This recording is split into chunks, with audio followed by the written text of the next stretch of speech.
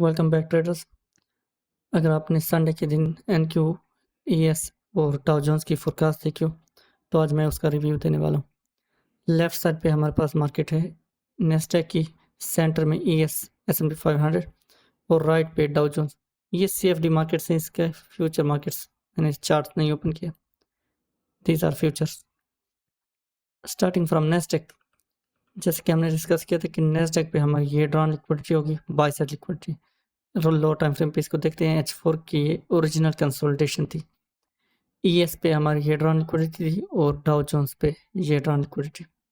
मैंने primarily Nasdaq को focus किया था और इसी में ही ट्रेड की थी और आप लोग के साथ कम्युनिटी में जो भी है मेंबर्स हैं उनके साथ मैंने शेयर की थी ट्रेड्स। ड्रॉन लिक्विडिटी हमारी कंप्लीट हो गई। यहाँ पे ईएस में अभी तक पेंडिंग है जो कि हो जानी चाहिए इसी वीक। डाउ जोन्स ने लिक्विडिटी प्रॉपरली स्वीप कर लिया। अब अगर मैं इसको लो टाइम फ्रेम पे देखूं, H4 में फ़िलहाल मुझे एक और बाई साइड एक्सपेंशन चाहिए इन दोनों मार्केट्स में।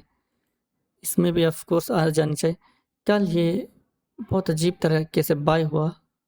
कल मैं ऑफ द मार्केट से मैंने कोई ट्रेड नहीं की except early morning Asia session में एनक्यू को इस डाउन लिक्विडिटी तक मैंने यहाँ से बाय किया था कहीं से।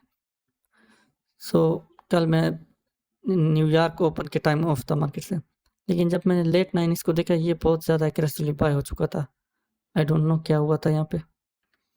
आवरेज टाइम फ्रेम पे देख लेते हैं। अब H4 पे एक बार फिर से देख लेते हैं। आप फोरकास्ट रिकॉल करें, तब मैंने एक बात कही थी। H4 का मैंने कहा था कि जब प्राइसेस कैंडल के ऊपर क्लोज होगी इसकी ओपन के, तो ये एक तरह से चेंज इंस्टेड ऑफ डिलीवरी होगी। अगर ये काम होगा तो 100% कन्फर्म है कि ये डाउन लिक्विडिटी स्वीप होगी और ये हम देख भी सकते हैं रिलेटिवली इक्वल हाइज हैं। ये यहाँ पे स्वीप शो हो रहा है, एक्चुअल में ये स्वीप नहीं है, ये इक्वल हाइज है, relatively equal highs, relatively equal highs. तो प्राइस ने उसको शिफ्ट किया है। H1 में देख लेते हैं। यहाँ मेरा एक स्टॉप लॉस भी होता यहाँ कहीं 930 ओपन के आसपास, क्योंकि स्टॉप लॉस मेरा बहुत ही ज़्यादा टाइट था। तो दोबारा नेक्स्ट टाइम मैं फिर यहाँ कहीं से एंटर हो गया था और ये टारगेट मैंने अचीव करके बस ऑफ ले लिया था। H1 पे खूबसूरत price delivery, same to same precise price delivery target, ये हमारा टारगेट और अभी तक इसका फाइनल टारगेट पेंडिंग है। डाउ जोन्स बहुत ज़्यादा एग्रेसिव रहा है जो कि मैं एक्सपेक्ट नहीं कर रहा था इससे। अब आते हैं थोड़ी बहुत नेक्स्ट फोरकास्ट देख लेते हैं।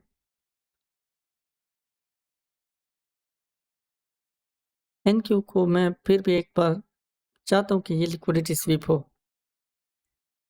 ये बाय साइड लिक्विडिटी रिसेंट जो बाय साइड लिक्विडिटी इंजीनियर हो ये स्वीप हो। प्राइस इस फेयरवेल गैप में, डेली फेयरवेल गैप यहाँ पे देख लेते हैं।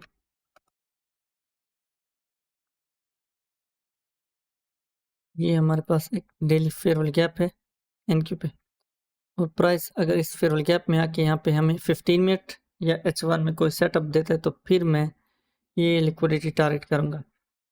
कभी कभार मैं CFD चार्ट्स यूज़ करता हूँ, कभी मैं फ्यूचर चार्ट्स यूज़ करता हूँ, depending on situations. Dow Jones भी यहाँ पे स्वीप आपको नज़र आ रहा है, लेकिन काइंड ऑफ इंजीनियर्स लिक्विडिटी मुझे नज़र आ रही है।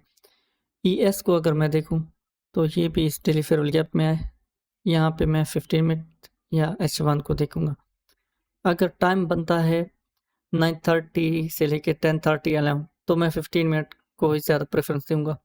अगर उसके अलावा कोई टाइम इस फेयरवेल गैप को मिटिगेट करती मार्केट तो फिर H1 मेरे लिए ज़्यादा हाई प्रोबेबिलिटी प्रूव होगा।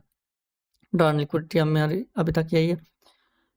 प्राइस को किसी भी वजह से डीप रिट्रेस नहीं करना चाहिए। मैं एक्सपेक्ट नहीं कर रहा डीप रिट्रेसमेंट, होती भी है तो ज़्यादा से ज़्यादा इस वॉल्यूम इम्बैलेंस में आए, लेकिन ये ज़्यादा एफिशिएंट मूव नहीं होगा प्राइस के लिए।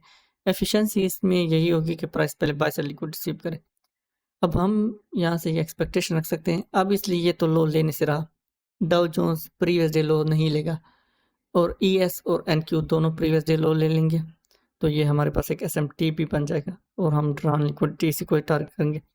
यहाँ पे अगर हम 4 आवर को देखें, 4 आवर परफेक्ट सेटअप बनाने के मूड में यहाँ पे ये कैंडल अभी 1-1.5 घंटे में 1 घंटे में ख़त्म हो जाएगी। नेक्स्ट कैंडल प्राइस आए यहाँ पे मैनिपुलेशन करें, ये down close candle exactly H4 की ये डाउन क्लोज कैंडल ये मेरी मार्क रहेगी और डेली फेयरवेल गैप ये ES पे अगर मैं देखूं तो H4 का ये आखिरी फेयरवेल गैप अगर मिटिगेट होता है ये बहुत अच्छा है, क्योंकि इस मास्टर ऑर्डर ब्लॉक के साथ ये ओवरलैप कर रहा है। जहाँ तक बात रही डाउ जोन्स की, तो इन्हीं कैंडल्स के आसपास मार्केट मुझे मिले, मैं इनको ज़्यादा फोकस में रखूँगा ES को और NQ को, स्पेशली NQ को, और वो भी इसी कैंडल की ओपन पे या इस बाय की कैंडल की ओपन प्राइस पे। ये मेरे लिए सबसे बेस्ट प्राइस रहेगी। अब देखते हैं ES को कि हमारे पास H4 के इस जोन में क्या निकल के आता है। आवरली टाइम फ्रेम पे प्राइस अगर इसी फेयरवेल गैप में आती आखिरी फेयरवेल गैप में, ये बहुत ही आइडियल होगा यहाँ से एक और बाय साइड मूव देने के लिए। जहाँ तक बात रही नेस्डेक की, ये लो स्वीप होने के बाद डायरेक्टली भी बाय जाए ओके है, यहाँ पे आके टैपिंग दे इट्स ओके। तो आइदर वे हमारे पास SMT तो बनेगा, मैं एक और सिक्वेंशियल SMT बनने का वेट करूँगा, तो ये ज़्यादा अच्छी मेरे लिए ट्रेड साबित होगी। जहाँ तक बात रही SMT और सिक्वेंशियल SMT की, इंशाल्लाह इस पे मैं एक सीरीज़ लेके आऊँगा 2-3 वीडियोस की बहुत जल्द, मे बी नेक्स्ट मंथ जैसे स्टार्ट हो तो उसमें हम ये सीरीज स्टार्ट करेंगे, और SMT के कुछ टाइप्स हैं वो टाइप्स भी हम डिस्कस करेंगे। आज के एपिसोड में इतना ही, मुझे इजाज़त दीजिएगा, गुड बाय।